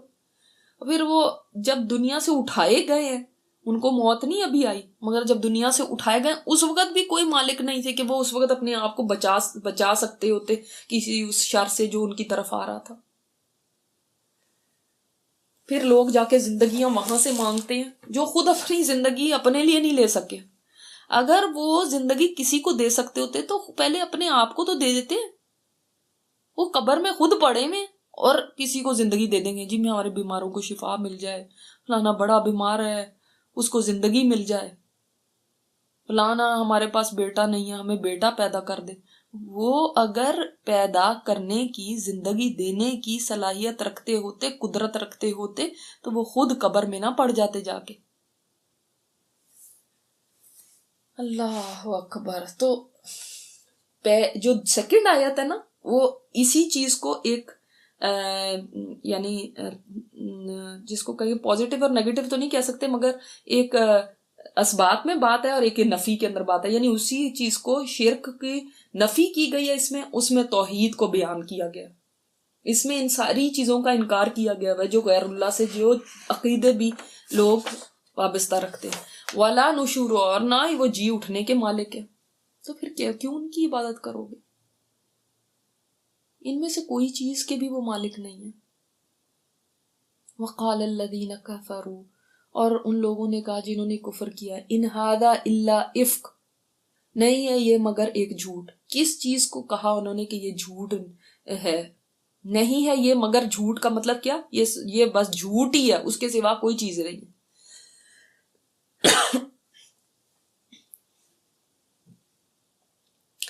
تو کفار نے جو قرآن کریم کے اوپر ایک بات کی تھی کہ یہ خود ہی آپ صلی اللہ علیہ وسلم نے گھڑ لیا ہے، جھوٹ بنا لیا، یعنی اللہ کی طرف سے نہیں ہے یہ بات، آپ صلی اللہ علیہ وسلم نے خود بنا لی، یہ ان کفار کا کہنا تھا۔ افتراہ، اس نے گھڑ لیا اس کو، اس نے کس نے؟ کہ نبی صلی اللہ علیہ وسلم نے۔ وَعَانَهُ، اور مدد کی ہے اس کی، علیہ، اس پر، قوم آخرون، ایک دوسری قوم نے۔ کس کی طرف اشارہ تھا؟ وہ کہتے تھے کہ اہل کتاب کے کچھ غلام ہیں، کچھ عیسائی غلام ہیں، ان سے آپ صلی اللہ علیہ وسلم جا کے کہانیاں وہانیاں سن لیتے ہیں اور پھر آ کے ادھر بیان کر دیتے ہیں، تو یہ ہے بس، اور کچھ بھی نہیں۔ فقد جاءوا ظلما وزورا، بس تحقیق وہ لائے ظلم اور جھوٹ۔ ظلم کیا ہے؟ یہ بھی ظلم ہے کہ جب ایک بات جس کی دلیل ہو اور اس کے اگینسٹ انسان فیصلہ کر دے، یہ بھی ایک ظلم ہے۔ جیسے ہم کہیں گے کورٹ میں گئے، سارا پروف تھا کہ یہ بندہ انوسینٹ ہے، پھر بھی جج اگر کہہ دے کہ نہیں میں اس کے خلاف فیصلہ دیتا ہوں، تو یہ کیا؟ ظلم۔ اسی طرح یہ ان کا ظلم ہے کہ بات پتہ چل رہی ہے کہ ایسے کیسے ہو سکتا ہے۔ وہ عیسائی، وہ بھی کوئی عالم نہیں ہے، غلام ہے، ان کے پاس کہاں اتنا نالج ہے کہ وہ یہ باتیں آپ صلی اللہ علیہ وسلم کو پڑھا دے، سکھا دے۔ یہ قرآن اس چیز کا منہ بولتا ثبوت ہے کہ یہ کسی انسان کا کلام نہیں ہے۔ مشرکین مکہ میں سے بھی جو بڑے شاعر تھے، ان کا جو سب سے بڑا شاعر تھا، اس نے بھی گیو اپ کر دیا جب سورہ کوثر سنی، تو اس نے کہا کہ نہیں، واقعی یہ کسی انسان کا کلام نہیں ہو سکتا۔ صاف پتہ چلتا تھا یہ انسان کا کلام نہیں، کیونکہ وہ اہل زبان تھے نا، ان کو سمجھ آتی تھی۔ اب ہمارے جیسوں کو سامنے تو عربی بول لو یا قرآن پڑھ لو، ہمارے لیے ایک ہی ہے، کیونکہ ہمیں تو کچھ سمجھ ہی نہیں۔ بعض لوگ عربی کوئی بول رہا ہو تو وہ سر پہ دوپٹہ لے لیتے، ان کو سمجھ لگتے عربی بول رہا ہے، پتہ نہیں قرآن ہی پڑھ رہا ہے۔ اسی لیے وہ کچھ لوگ جو یہ کہتے ہیں یہ آپ بی ویئر، وہ یہ قرآن آ گیا ہے، نیو قرآن چھپ گیا ہے، وہ اس قرآن کے اندر اتنی صورتیں ہیں، اس کا سب کو بتا دو۔ بھائی آپ تو خود اشتہار دے رہے ہو، وہ کیسے قرآن ہو گیا؟ وہ جو قرآن ہے ہی نہیں، آپ نے تو خود ہی اس کو قرآن کا لیبل دے دیا۔ سب سے پہلے تو یہ گناہ کا کام کیا۔ اگر وہ کہہ رہے ہیں قرآن، تو ہم تو نہیں اس کو قرآن مانتے۔ کوئی کہہ دے کسی بلڈنگ کو یہ کعبہ ہے، تو ہمارے لیے کعبہ ہو جائے گی وہ۔ کوئی بت کو کہہ دے یہ خدا ہے، تو ہم کہیں گے او خدا نہیں ہے، یہ سب کو پتا، تو یہ خدا نہیں ہے۔ بھائی جس کو اپنے قرآن کا پتا ہوگا نا، وہ ایسے ہی کسی کتاب کو دیکھ کے نہیں یہ سوچ لے گا یہ قرآن ہے، کہ ہر طرف نہیں گرتا پڑے گا۔ اس کو پتا ہے میرا قرآن کیا ہے۔ اپنی کتاب کا نالج لے لو، اتنا کافی ہے۔ پھر لوگوں کو یہ اشتہار دینے کی ضرورت نہیں ہوگی کہ فلانی وہ اس سے بچ کے رہنا، یہ قرآن نہیں ہے۔ کیوں بتانے کی ضرورت ہے مسلمانوں کو یہ بات؟ مسلمان جب اپنی کتاب سے واقف نہیں ہے نا، تو پھر وہ ہر کتاب کوئی قرآن سمجھ کے اس کے اوپر سجدے کرنے لگے گا۔ اور جس دن اس کو اپنی کتاب کا نالج آ گیا تو الحمدللہ کانفیڈنٹ ہے، کون ہمیں کوئی دھوکہ نہیں دے سکتا کہ یہ لو یہ قرآن ہے، اور ہم بھی مان جائیں کہ یہ قرآن ہے۔ کیوں؟ کیا یہ بتانے کی ضرورت ہے اس میں اتنی صورتیں ہیں، اس میں یہ نمبر کی صورت ہے؟ وہ آپ تو خود اشتہار دے رہے ہو، ان کو تو ضرورت پڑی نہیں اشتہار دینے کی، آپ نے خود ہی پوری دنیا میں اشتہار دے دی۔ وہ آگے اس کو پھیلاؤ، اپنے سارے کانٹیکٹس کو بھیج دو، یہ نیا قرآن آ گیا مارکیٹ میں۔ اتنی بے وقوفی کی انتہا ہے یہ۔ کیوں ہمیں سمجھ نہیں آتی کہ ہم تو ان کے ہاتھوں میں کھیل رہے ہیں، ان کی ایڈورٹیزمنٹ ہم کر رہے ہیں۔ انہوں نے اس کو قرآن نہیں کہا، ہم اس کو قرآن کہہ رہے ہیں، نیو قرآن۔ واٹ از نیو قرآن؟ قرآن صرف ایک ہے جو اللہ کا کلام ہے۔ باقی کوئی سورج کو کہہ دے یہ چاند ہے، اور چاند کو کہے یہ سورج ہے، تو آپ مان لیں گے؟ وہ آپ کو پتا ہے سورج سورج ہی ہے، یہ پاگل ہے، مجھے پتا ہے یہ سورج ہے، مجھے کوئی بیوقوف نہیں بنا سکتا۔ آپ کو کوئی کہہ دے کہ یہ قرآن ہے، تو آپ اس کی بات سن کے اس کو قرآن تھوڑی کہنا شروع ہو جائیں گے،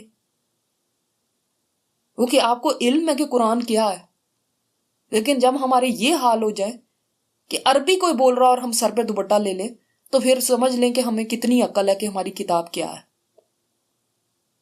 ہمیں مسلمانوں کو ہی بتانے کی ضرورت پڑ رہی ہے کہ اس کو قرآن نہ سمجھ لینا.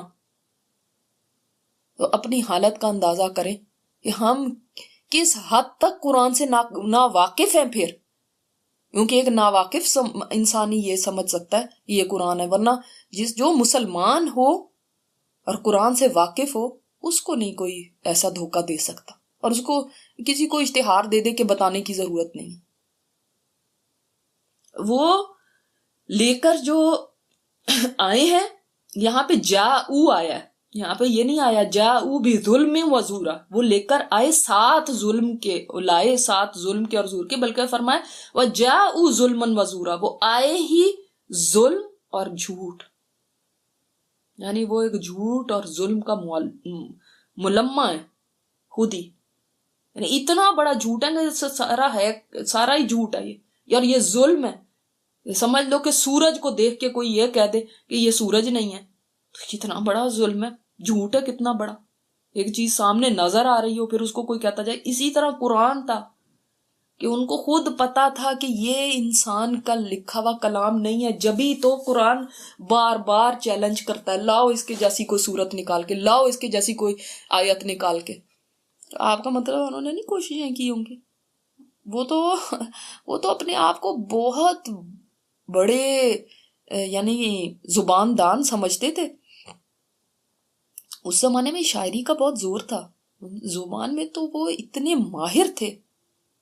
ایک بندہ ایک تقریر کرتا تھا، پوری تقریر میں ایک لفظ کو دوبارہ نہیں یوز کرتا تھا.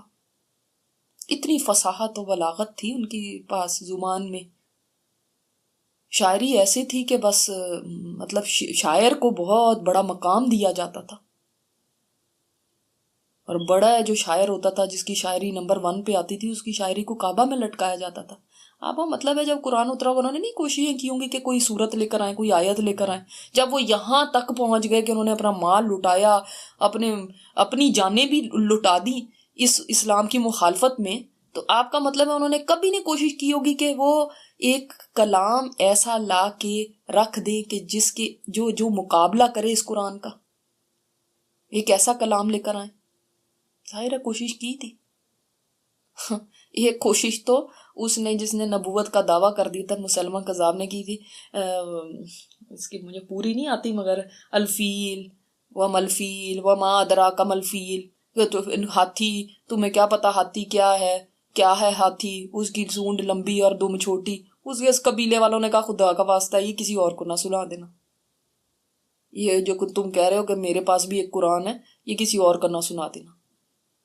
اس کے قبیلے والوں نے اس کو شٹ کر دیا. تو یعنی اس زمانے میں بھی لوگوں نے کوششیں کی تھی، مگر وہ نہیں مقابلہ کر سکے تھے اس کا. اسی لیے بے بس تھے نا کہ اب کیا کریں. اسی لیے اب ادھر کی ادھر ہانک رہے، نہیں جی تو وہاں سے لے آتا ہے، یہ وہاں سے لے آتا ہے. ورنہ لاتے وہ تو چیلنج کا مقابلہ کرتے، تو کوئی مسئلہ ہی نہیں تھا. پھر اگر وہیں پہ تو مسئلہ آتا تھا کہ جب وہ اس کا مقابلہ نہیں کر پا رہے تھے، اب کیسے اس کا جواب دیں. وہ جان گئے تھے کہ یہ وہ کلام ہے جس کے آگے ہم کچھ رکھیں گے تو وہ کچھ معنی نہیں رکھے گا. اور ہم آج بیوقوفیوں کے اندر ایسی جو فضول قسم کی لوگوں نے لکھی ہوئی باتیں ان کو کہہ رہے ہیں کہ یہ قرآن ہے. قرآن تو کہتا ہے ایک آیت بھی بنا کے لے آؤ تو تمہیں کچھ سمجھتے ہیں. ایک آیت نہیں کوئی بنا سکا، ہم ان کی کتابوں کو کہہ رہے ہیں نیو قرآن. یہ قرآن کہنا بھی، یہ لفظ کہنا بھی ان کتابوں کے لیے ایک توہین کی بات ہے. وہ قرآن نہیں ہے، وہ لوگوں کی، انسانوں کی لکھی ہوئی کتابیں. وَقَالُوا أَسَاطِيرُ الْأَوَّلِينَ، انہوں نے کہا یہ کہانیاں پہلوں کی، لوگوں کو پٹ آف کرنے کے لیے نا، یہ کیا سننے جا رہے ہو، یہ تو پچھلے لوگوں کے قصے کہانیاں بیان کرتا ہے، ایسے کرتا ہے. کیا کیوں کہتے تھے؟ اس لیے کیونکہ اس قرآن میں جو پچھلے لوگوں کے، پچھلی قوموں کے قصے تھے تو کہتے تھے کہانیاں ہی ہیں. اور افسوس سے کہنا پڑتا ہے آج بھی بعض لوگ کہتے ہیں ہم نے تو قرآن پڑھ کے دیکھا اس میں تو وہ سٹوریز ہی ہیں. یہ کچھ لوگوں سے زبان سے خود سنا میں نے. اور ایک نے کسی نے مجھے یہ بھی کہا کہ مجھے تو کسی نے کہا ہے، اب وہ چونکہ اتنی زیادہ مسلمان تو ہے لیکن اتنا اس کو اسلام کا نہیں پتا، کہ یہ جو ہمارا قرآن ہے یہ تو کرسچنز کے اس سے لیا ہوا ہے، یہ تو انہوں نے ان کی ہیلپ سے بنایا تھا۔ تو میں نے کہا یہ تو یہی بات تو قرآن کہتا ہے، یہ دیکھو کہ وہ مشرکین مکہ یہ بات کہا کرتے تھے، تو آج بھی ایسا پروپیگنڈا کیا جاتا ہے، اور جو لوگ اپنے خود ہی دین سے دور ہے نا وہی پھر ایسی باتوں میں آ جاتے ہیں۔ کیا مسلمان کو اتنا اگنورنٹ ہونا چاہیے کہ اس کو یہی نہیں پتا کہ اس کے قرآن کیا کہتا ہے، اس کے قرآن میں کیا ہے، اس کے قرآن میں کتنی صورتیں ہیں، ان ناموں کی صورتیں ہیں یا نہیں ہیں؟ کیا اللہ کے اوپر ایمان رکھنے والا، رسول پہ ایمان رکھنے والا اللہ کی کتاب سے اتنا اگنورنٹ ہوگا؟ یہ تو سوچا بھی نہیں جا سکتا۔ تو انہوں نے کہا یہ پہلوں کی کہانیاں ہیں، اکتتبہا، اس نے لکھوا لیا اس کو۔ کیسے لکھوا لیا؟ کہ وہ فہیہ تملا علیہ بکرۃ واصیلا، کہ یہ جو ہے اس نے لکھوا لیا۔ اصل میں آپ صلی اللہ علیہ وسلم جب وحی آتی تھی تو صحابہ کرام کو بلاتے تھے کہ بھئی آ کے لکھو وحی کو، ٹھیک ہے؟ تو کاتبین وحی ہوتے تھے، ایسے صحابہ کرام جو لکھنا پڑھنا جانتے تھے وہ کاتبین وحی ہیں، وہ پھر لکھا کرتے تھے، کیونکہ آپ صلی اللہ علیہ وسلم خود تو امی تھے، خود تو نہیں لکھ سکتے تھے۔ تو انہوں نے کہا کہ یہ تو پرانی کہانی ہے، یہ لکھوا لیتا ہے ان کو، یعنی وہ جب ڈکٹیٹ کرا رہے ہیں آپ، فہیہ تملا علیہ بکرۃ واصیلا، تو یہ جو ہے املا کی جاتی ہیں اس پہ صبح اور شام، یہ اس پہ صبح اور شام املا کی جاتی ہیں، یعنی وہ ان غلاموں سے یہ سن کے آ جاتا ہے، اس کو نقل کرائی جاتی ہیں، وہاں سے یہ سنتا ہے اور یہ جو ہے نا میمورائز کر لیتا ہے، ان کو یاد کر لیتا ہے، پھر آ کے یہ ان کو لکھوا دیتا ہے۔ آپ سوچیں کہ وہ جو سارے غلام تھے جن کے نام یہ لیتے تھے وہ سارے کے سارے ہی مسلمان ہو گئے۔ تو وہ اتنی ہی زیادہ علم والے تھے، اتنے ہی زیادہ نالج والے تھے، تو پھر وہ خود ہی کیوں نہ نبی بن کے بیٹھ جاتے؟ ان کو کیا ضرورت تھی پھر اتنی فصاحت و بلاغت والا کلام پیش کر سکتے تھے وہ، کہ تو وہ کسی اور کو ڈکٹیٹ کراتے یا کسی اور کو یہ بتاتے۔ دوسرے یہ کہ جتنے غلاموں کا یہ ذکر کرتے تھے ان میں سے کوئی بھی عربک بھی صحیح طرح نہیں جانتا تھا، اور آپ صلی اللہ علیہ وسلم خود بھی امی تھے، تو کہاں سے ایسا کلام پیش کر سکتے تھے یا وہ بتا سکتے تھے جس کے اندر جو اتنا فصاحت والا ہو کہ بڑے بڑے شاعر جس کے آگے مقابلہ نہ کر سکے؟ قُلْ أَنزَلَهُ الَّذِي يَعْلَمُ السِّرَّ فِي السَّمَاوَاتِ وَالْأَرْضِ، آپ کہہ دیجئے ان کے جواب میں کہ اس کو تو اس ذات نے نازل کیا ہے جو سر، چھپی ہوئی باتوں کو جانتا ہے، آسمانوں کی اور زمین کی۔ نہیں تم کہتے ہو کہ یہ غلاموں سے سیکھ کے آ جاتا ہے، یہ اس سے سیکھ کے آ جاتا ہے۔ غلاموں کو اتنا نالج کہاں ہے جو باتیں اس قرآن میں ہیں؟ یہ قرآن تو اس کی طرف سے نازل کیا گیا ہے جو چھپی ہوئی باتوں کو جانتا ہے، آسمانوں کی اور زمین کی، اور واقعی کئی باتیں تو آج کے زمانے میں آ کے کھل رہی ہیں، جو اس زمانے میں تو لوگوں نے جیسا سنا سمعنا و اطعنا کیا، انہوں نے جیسا سنا وہ ویسے ہی انہوں نے اطاعت کی، ویسے ہی ایمان لے آئے، انہوں نے کہا ہم ایمان لے آئے اس کے اوپر۔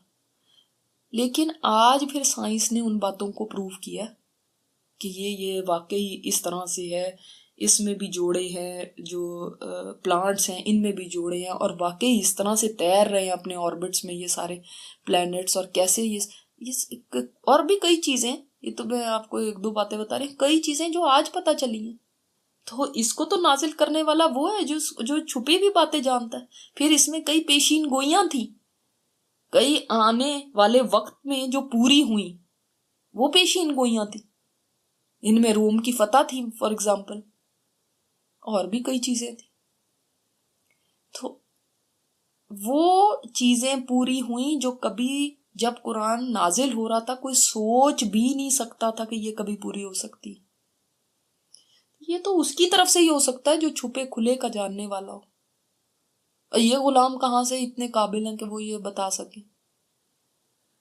انہ کان غفورا رحیما، سبحان اللہ، بے شک وہ ہے غفور اور رحیم، معاف کرنے والا، رحم کرنے والا۔ آپ دیکھ لیں بات کس کی ہو رہی ہے، ان کفار کی، ان کے باتوں کی جو انہوں نے اعتراض کیے اللہ ہی کے کلام پہ، کہ اس کے کلام کو کہہ دیا کہ یہ ان غلاموں کی بات ہے. یعنی کتنی ایک توہین آمیز بات ہے نا، یہ کتنی ایک بری بات ہے. کہاں اللہ کا کلام اتنا عظمت والا، اتنی بڑائی والا، اور کہاں یہ کہہ دیا کہ یہ ان غلاموں نے بنایا ہوا ہے. یہ سکھا رہے ہیں آپ صلی اللہ علیہ وسلم کو کلام کس کا اور نام کس کے لگا رہے ہیں. اور پھر بھی اللہ تعالیٰ فرما رہا ہے اِنَّهُ كَانَ غَفُورًا رَحِيمًا. ان کی بات کا جواب دے کے کہ نہیں، یہ انہوں نے نہیں اتارا، یہ ان کی طرف سے نہیں آیا، یہ اللہ نے اتارا ہے. اور پھر فرمایا وہ غفور الرحیم ہے. یعنی کہ اگر تمہیں اس کے بعد بھی کبھی خیال آ جاتا ہے کہ جو ہم کر رہے ہیں صحیح نہیں کر رہے، تو اللہ کی طرف پلٹ آنا. اس کے دروازے تب بھی تمہارے لیے کھلے ہوئے ہوں گے، اس کی مغفرت تب بھی تمہارے لیے ہوگی. کبھی بھی تمہیں خیال آ جائے کہ جس راستے پہ جا رہے ہیں، یہ ساری باتیں ہم کر رہے ہیں، یہ صحیح نہیں ہے،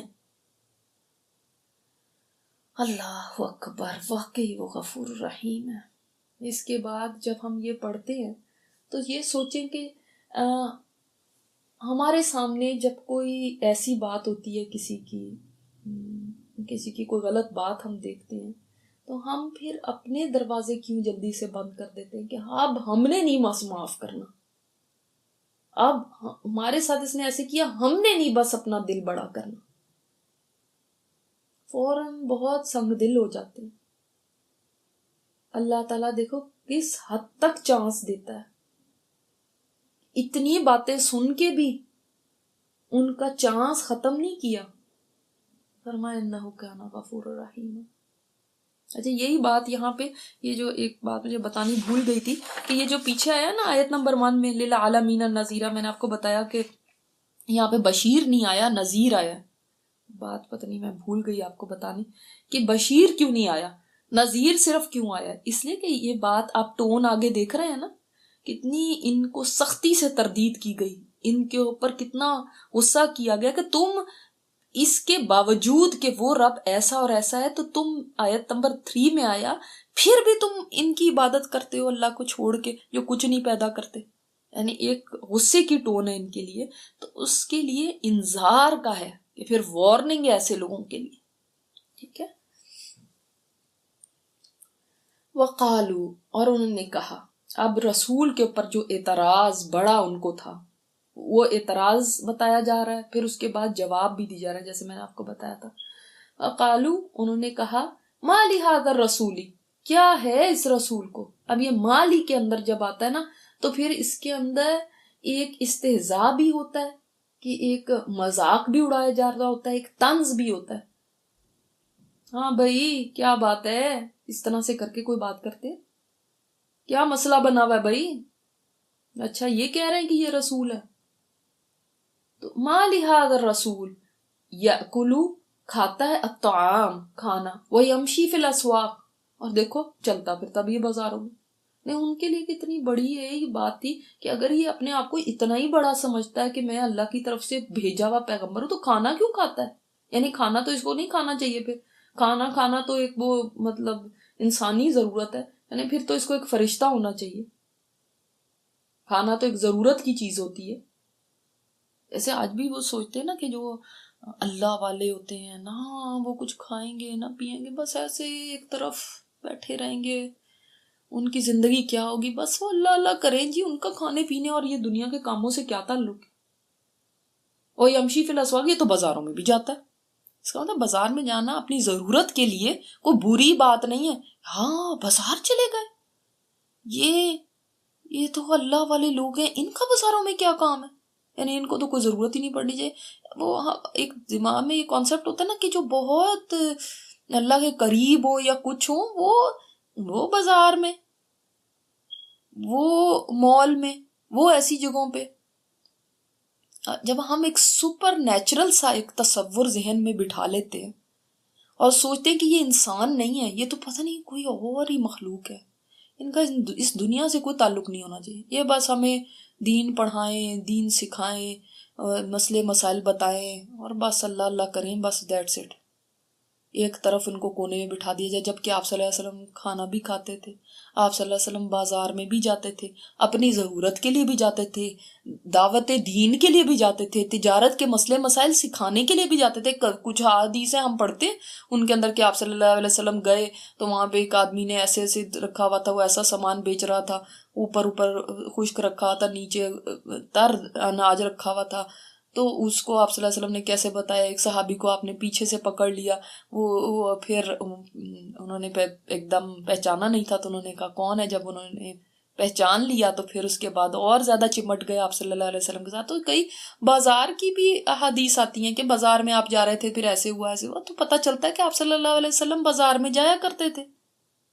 اب اس کے اندر یہ سوچنا بازار میں کیسے چلے گئے، یعنی وہ ان کے لیے یہ ایک ایسی بات تھی کہ پھر تو بازار کی اس کو ضرورت کیوں ہونی چاہیے، یہ تو ہماری ضرورتیں ہیں.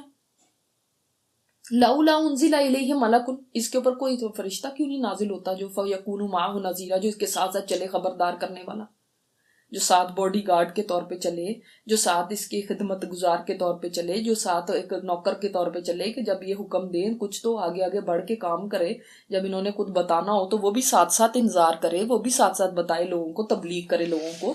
تو ساتھ کوئی فرشتہ کیوں نہیں چلتا؟ جبکہ وہ دیکھتے تھے لوگ ان کو ستا رہے ہیں، لوگ ان کے اوپر آوازیں کس رہے ہیں، لوگ ان کو طرح طرح سے تکلیفیں دے رہے ہیں. ابو لہب تو پیچھے لگ جاتا تھا، کہتا تھا لوگوں اس کی بات نہ سننا، یہ میرا بھتیجا ہے، اس کی بات نہ سننا بالکل. تو وہ دیکھتے تھے کہ یعنی اس کی کیا ویلیو ہے، اس کی تو کوئی بات اس کے اپنے گھر والے نہیں سنتے، اور یہ دیکھو یہ کیسے اس کے پیچھے اس کا چچا جو ہے وہ اس کی بات کو رد کرتا پھر رہا ہے اور یہ کچھ بھی نہیں کر سکتے. تو یہ ہم ان کو کیا مانیں؟ ارے آپ صلی اللہ علیہ وسلم کو کوئی زیادہ اہمیت ہی نہیں دینی، کچھ نہیں سمجھنا. لو یہ کیا بات ہوئی، ان کے ساتھ کوئی فرشتہ کیوں نہیں چلتا؟ اچھا ویسے بھی لوگ اگر کسی کو ریجیکٹ کر رہے ہو نا، لوگ کسی کو ایسے مطلب تکلیفیں دے رہے ہوں اور وہ خاموش ہے، تو خود بخود ہی باقی لوگ بھی کہتے ہیں کہ اس کی کیا ویلیو ہے. آج کل ویلیو تو سمجھی جاتی ہے، اور اس زمانے میں بھی ایسے ہی تھا. آگے کی آیت میں آ ہی رہا ہے ویلیو کس کی ہوتی تھی، جو بھائی بہت ہی بڑی کوئی سواری پہ آئے، کوئی وہ ہے، اس کے آگے پیچھے لوگ ہیں، گارڈز ہیں اس کے، پھر دل ہمارے بھی روب سے بھر جاتے. پھر ہم بھی کہتے ہیں کہ واہ بھائی یہ کوئی شان والا بندہ ہے، یہ کوئی بڑی ویلیو والا بندہ. یہ کیا اکیلا پھرنے لگا ہوا، نہ کوئی اس کے غلام نوکر، نہ کوئی اس کو پنکھا جھلنے والے، نہ کوئی اس کو ایسے بڑی بڑی سواریوں پہ، کوئی ہاتھی پہ آ رہا ہو، کوئی اس پہ آ رہا ہو بڑی شان سے، کوئی گھوڑے پہ بیٹھ کے آ رہا ہو، کوئی شاہی سواری پہ آ رہا ہو، پھر وہ ہم مانے بھی. یہ ہماری بھی اور اس زمانے کے ان لوگوں کی بھی ذہنیت کیا تھی، میٹیریلسٹک، جو آگے نظر آ رہی ہے. او یلقا الیہ کنز او تکون لہ جنت یأکل منہا، یہاں ڈالا جاتا ہے اس کے اوپر کوئی خزانہ، یہاں ہوتا ہے اس کے لیے کوئی باغ کہ کھاتا اس میں سے. دیکھیں مٹیریلسٹک سوچ تھی نا کہ کوئی فرشتہ کیوں نہیں اس کے ساتھ، کوئی خزانہ کیوں نہیں اترتا اس کے اوپر، کوئی خزانہ اس کے پاس ہوتا ہے. یہ تو کہتا ہے نا میں بہت اللہ کا پیغمبر ہوں، اس کا نبی ہوں، اس کا رسول ہوں. تو پھر اللہ اس کے لیے کوئی خزانہ کیوں نہیں دے دیتا، یہاں چلو، اور کچھ نہیں ہے تو کوئی باغ ہی اس کے پاس ہوتا کہ اس میں سے کھا لیتا. تو اس کو روزی کمانے کی تو نہ ضرورت پڑتی، ان کے گھر میں تو فاقے ہو رہے ہیں. فوراً کیا دماغ میں آتا؟ آج کی میٹیریلسٹک سوچ کے مطابق دیکھیں، آج کی سوچ کے مطابق کیا آتا پھر، کیونکہ بہت آسان ہو جائے گا ان کی سوچ کو انڈرسٹینڈ کرنا. کیونکہ ابھی لگے گا ہائے وہ لوگ ایسے کہتے تھے، لیکن اگر آپ دیکھیں تو سیم سوچ ہے آج ہماری بھی. یہ جیسے ان کی نظر کے اندر میٹیریل کی ویلیو تھی، ان کی یہ بات کیا بتا رہی ہے، خزانے ہونے سے ان کو تو نہیں خزانے مل جانے تھے، لیکن خزانے ہوتے، کوئی بڑی شان و شوکت کے ساتھ آتا، پھر تو ہم بات مانتے. اس کو تو کوئی پوچھ ہی نہیں رہا، ہم بھی کیوں پوچھیں پھر. اس کو تو لوگ تکلیفیں دے رہے ہیں، آوازیں کس رہے ہیں، الزام لگا رہے ہیں، بے عزت کر رہے ہیں، ایسے کر رہے ہیں. تو ہاں ایسے پھر آدمی کی ہم بھی کیوں بات سنیں. وہ کوئی بڑا مالدار بھی نہیں ہے. تو آج بھی ایسے لوگوں کی کوئی ویلیو نہیں ہوتی، چاہے وہ کتنے ہی بڑے اچھے کردار کے مالک ہوں، اچھے اخلاق کے مالک ہوں، شرافت والے ہوں، ان چیزوں کو نہیں کوئی ویلیو دیتا. ویلیو دی جاتی ہے ایسی چیزوں کو، وہی ان کا بھی مسئلہ تھا.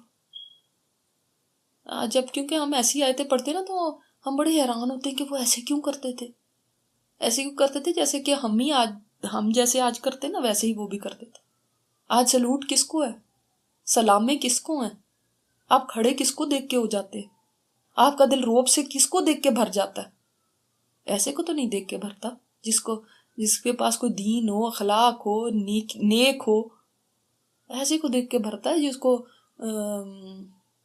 جس کے پاس آپ بہت مال و دولت دیکھ رہے ہو، جس کی بڑی سی گاڑی آ کے کھڑی ہو، جس کا محل کی طرح کا گھر ہو.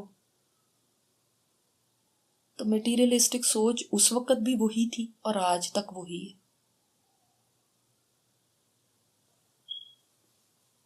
مانیں گے تو اس کی مانیں گے جو بڑے بڑے ایسے لوگ ہوتے ہیں. ان کی مان کے کیا کرنا ہم نے؟ وہ یہ نہیں دیکھتے کہ یہ پیغام کیا لایا ہے، وہ یہ دیکھتے ہیں کہ اس کا سٹیٹس کیا ہے. جیسے آج ہم دیکھتے ہیں کہ ہم نے ماننی اس کی ہے، ہم نے پہننا اس کے جیسا ہے، جو امیر ہے، جو بڑے ہیں، جو نامور ہے، جو سیلیبریٹیز ہیں. وہ عام بندہ جائے جتنا بھی اچھا لباس پہن کے آ جائے، جتنا بھی پاک اور کتنا بھی صاف اور کتنا بھی عمدہ ہو، وہ ہمارے لیے جچتا ہی نہیں ہے. کیونکہ یہ کیا ہے، یہ تو کچھ بھی نہیں ہے. اس کی کیا سٹیٹس، کیا ہے اس کا سٹیٹس؟ دیکھ کے بات مانی جاتی ہے نا، مال دیکھ کے بات مانی جاتی ہے. اسی طرح ان کا پرابلم تھا. وَقَالَ الظَّالِمُونَ إِن تَتَّبِعُونَ إِلَّا رَجُلًا مَسْحُورًا، اور کہا ظالموں نے نہیں تم پیروی کرتے مگر ایک شخص کی جو سحر زدہ ہے. ان ظالم لوگوں نے یہ بات کہی لوگوں کو تاکہ لوگ ان کے نہ کہیں پیچھے چل پڑے. تو لوگوں کو ہٹانے کے لیے کہا لو ان کے اوپر تو جادو ہوا ہے، تم کیوں ان کی باتیں سن رہے ہو. انظر کیف ضربوا لک الامثال. اب اللہ تعالیٰ خود نبی صلی اللہ علیہ وسلم سے خطاب فرما رہے ہیں، اے نبی آپ دیکھو کس طرح یہ بیان کرتے ہیں آپ کے لیے مثالیں. فضلوا، تو وہ بھٹک گئے ہیں، فلا یستطیعون سبیلا، نہیں وہ استطاعت رکھتے راستے کی. اتنے لاسٹ ہو گئے کہ ان کو راستے کی نہیں سمجھ آ رہی، ان کو سمجھ ہی نہیں آ رہی کہ راستہ نکالیں تو کدھر سے نکالیں، کدھر کو جائیں. کیسی کیسی مثالیں بیان کر رہے ہیں. کوئی دیوانہ کبھی کہتے، کبھی شاعر کہتے، کبھی کہتے کہ یہ سحر زدہ ہے، کبھی کچھ کہتے کبھی کچھ کہتے. اور پھر دیکھیں یہاں پہ بھی ایک بات نہیں کر رہے، امثال ہیں، گھڑ گھڑ کے لا رہے ہیں. کبھی کہہ رہے ہیں باغ کیوں نہیں ہے، کبھی کہہ رہے ہیں کوئی ایسا کیوں نہیں ہے کوئی کہ بھئی آگے پیچھے فرشتہ چل رہا ہو، کبھی کہہ رہے ہیں کہ اس کے پاس کوئی خزانہ کیوں نہیں، کبھی کہتے ہیں چلتا کیوں ہے بازار میں، کبھی کہتے ہیں کہ یہ کھاتا کیوں ہے. مطلب ایک بات پہ تو تم کوئی بات کو اعتراض کر رہے ہو تو بات سمجھ آتی، کبھی کچھ کبھی کچھ کبھی کچھ.